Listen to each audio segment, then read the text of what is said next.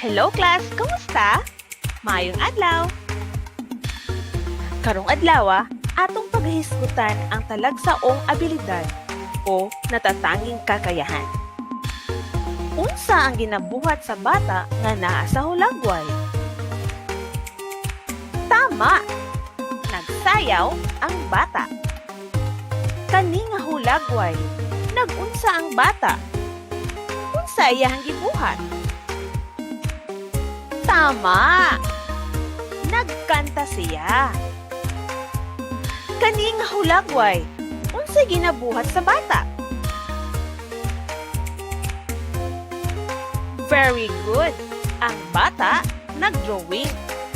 Asa diri sa mga hulagway ang kaya nimong buhaton? Kabalo ba ka magsayaw? Mukanta? Magdrawing? Unsa man ang imong kayang buhaton? Kaya ba buhaton sa usa ka bata ang ginabuhat sa ubang bata? Dili tanan nga ginabuhat sa usa ka bata kaya buhaton sa uban.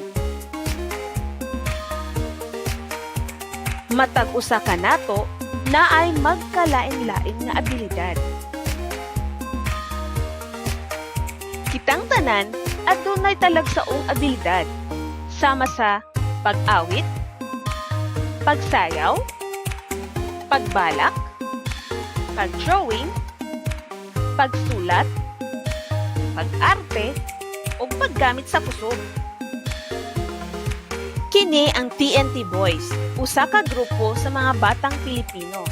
Nagpakita sila sa ilang abilidad sa pagkanta. Nag-apil na sila sa mga nagkalain-laing intigay sa kanta. Siya, si Layang Margaret Amugis, usa ka batang hanas sa abilidad sa paglangoy. Siya naghakot na og mga medalya pinaagi sa pag-apil ug pagdaog sa maong indigay. Grasya gikan sa Dios ang atong abilidad. Kinahanglan ato kining ampingan ug palambuon kay madugang kini sa atong kaugalingong kailhanan. Importante usab nga ato kining gamiton dili lamang para sa atong kaugalingon apan alang usab sa kabulahanan ug ikahimuot sa ubang tawo. Hinumdumi kanunay nga bisan unsay abilidad nga imong gihuptan, kinahanglan ipakita mo kini aron mas mulambo pa.